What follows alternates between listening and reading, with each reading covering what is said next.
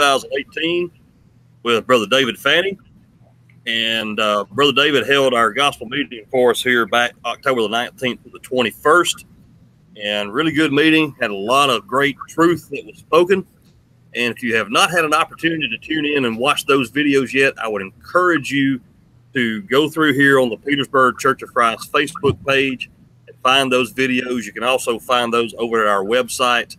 I actually set up a special website for that, www.jesusthestandard.com, and you can find all 5 lessons from that night there as well, all 5 lessons from the meeting as well, and watch those. The first night, Jesus the Standard, has had, last time we checked, over 1,400 views on that one video.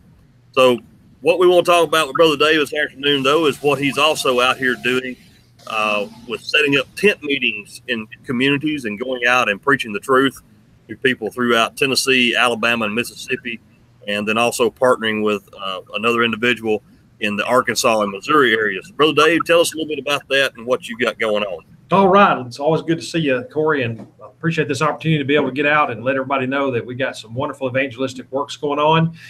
I started raising funds for what I call a tent kit just a few months ago, and we're able to raise all the money that we needed for a tent kit for Alabama, Tennessee, and Mississippi, and also a tent kit for Arkansas and Missouri.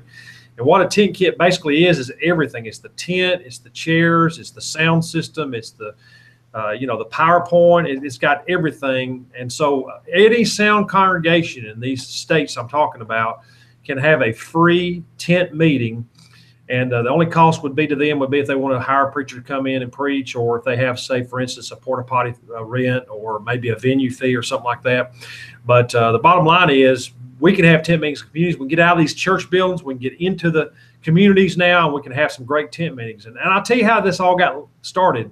Back in 2015 in Lead Hill, Arkansas, which is a little over 200 in population, the brethren there had asked me to come to do a gospel meeting, and I encouraged them to do a tent meeting, which they had never done before. And so I told them how to do it, and they set up the tent and rented a tent. It was pretty costly, a little over $2,000+, and brought me in. And then we had the tent meeting, and we had 40 non-Christians and 5 denominational preachers that came to that particular tent meeting. So since then, we've tried to get it where the tent doesn't cost anything so that any congregation can have a tent meeting in their community.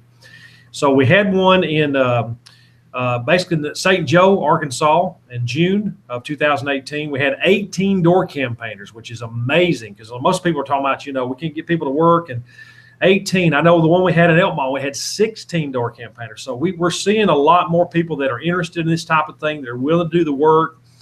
And as a result, we had 1 baptism and 3 restorations at that St. Joe tent meeting. And the population there, by the way, is 132 in that population of St. Joe, Arkansas. So what we're hoping is going to happen is we're hoping that we're going to have tent meetings, more tent meetings in Arkansas and Missouri, as well as in Alabama, Tennessee, and Mississippi. And I'll just kind of give you a quick update about, what we had a couple of weeks ago in Holly Pond, Alabama. We had 3 different congregations represented in this organizational meeting that I had, where we were talking about having tent meetings in their area. And the result of that is we're going to have a tent meeting in 2019 in Holly Pond, Alabama, in Cleveland, Alabama, in Aniana, Alabama, and possibly in another community that does not have a congregation in it, where we combine our efforts together to try to have one there. So we're on fire now, and we're just hoping that there'll be more sound congregations that will be interested in having a tent meeting, and then they can just contact me.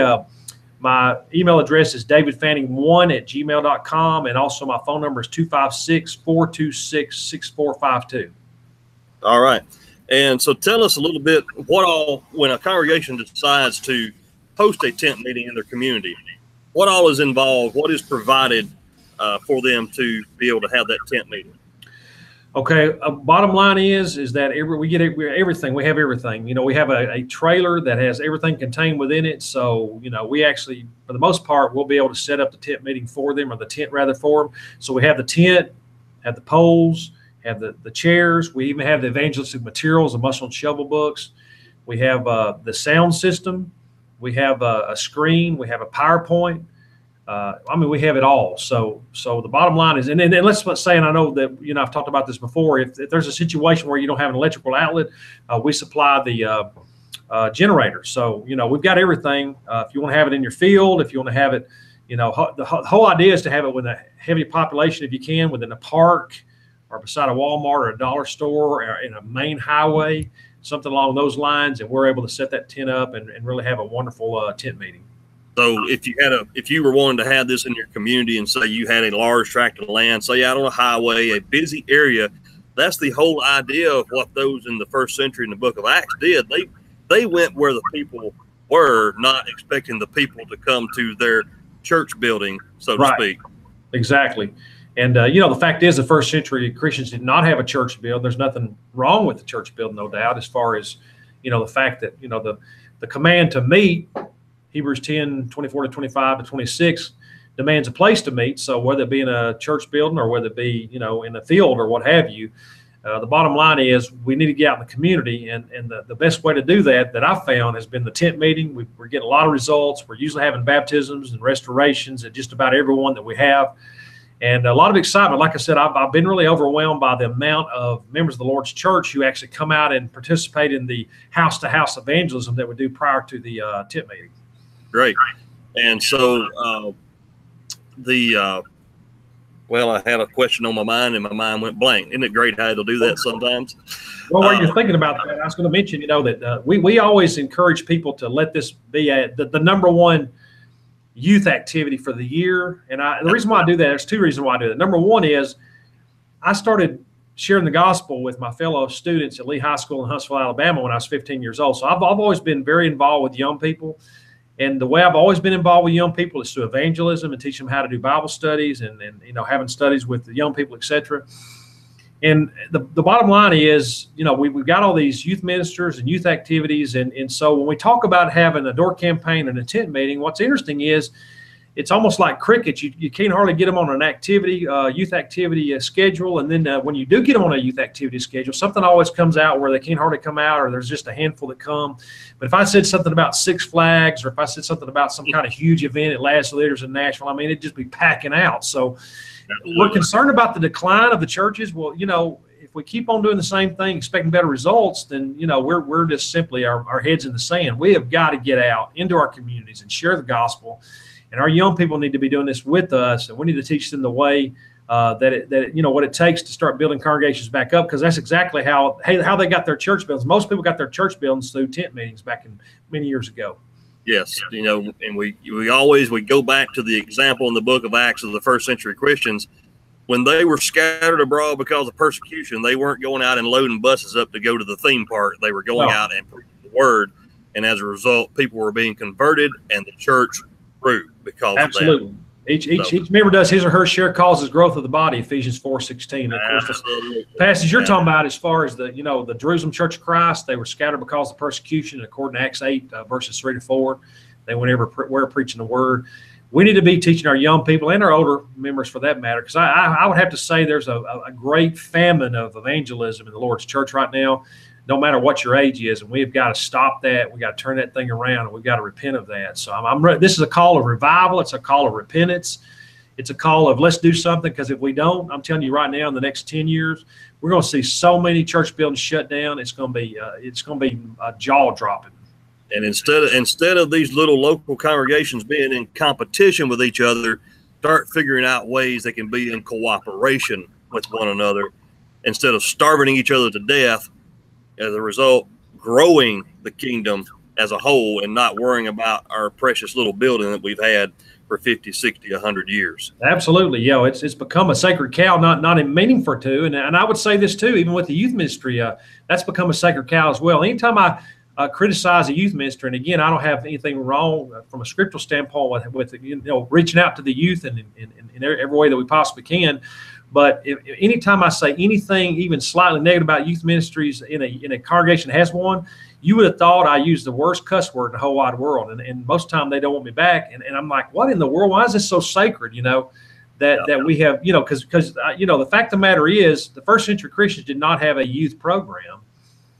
And they did great. The congregation grew. In fact, the whole world heard the gospel, within 30 years. So we've got to realize that we don't need to create our own sacred cows and cause, souls to be lost. I know when this youth ministry thing really got going, as a result of the way things are going right now, over 70% of our young people, once they leave high school, they do not continue with the Lord's church. And so this youth ministry stuff, I don't think we've meant to do it, but I think it's come down to the idea that you serve me, you serve me. When we need to be teaching these young people how to serve others and to serve the Lord primarily.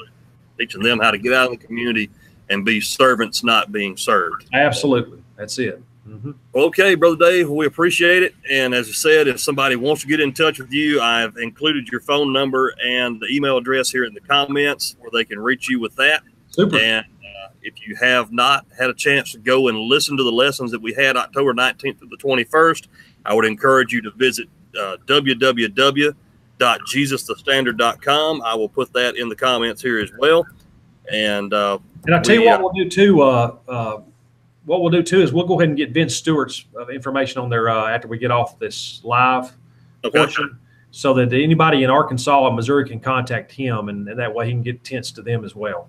Absolutely. All right. And, I remember the one other question that I had for those who are maybe wanting to get involved financially with this. It's my understanding you have a congregation here in Middle Tennessee that is overseeing the work of the Tennessee and Alabama and Mississippi work with tent meetings. That's I believe you said the Springer Church of Christ in Hohenwald, Tennessee. Yes. Yeah, the Springer Church of Christ in Hohenwald, Tennessee. Right now, we don't need the funds, but I want everybody to stay on hold, because our hopes are if we end up with about 10 tent meetings next year in 2019, we may end up where all our tents are so tied up because so many people want to have the tent that I have to raise more funds for more tent kits. So certainly be on alert that we might need funds down the road. But right now, let's just get some tent meetings set up, and let's start saving some souls and start building the body of Christ up again.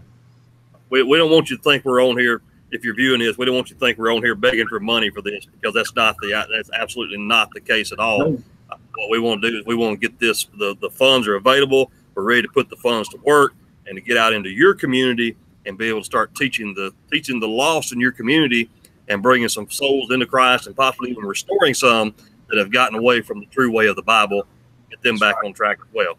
Yep. All right.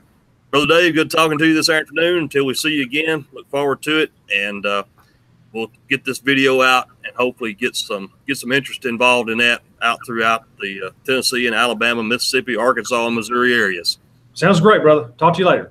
All right. Thank you. See you. Bye-bye.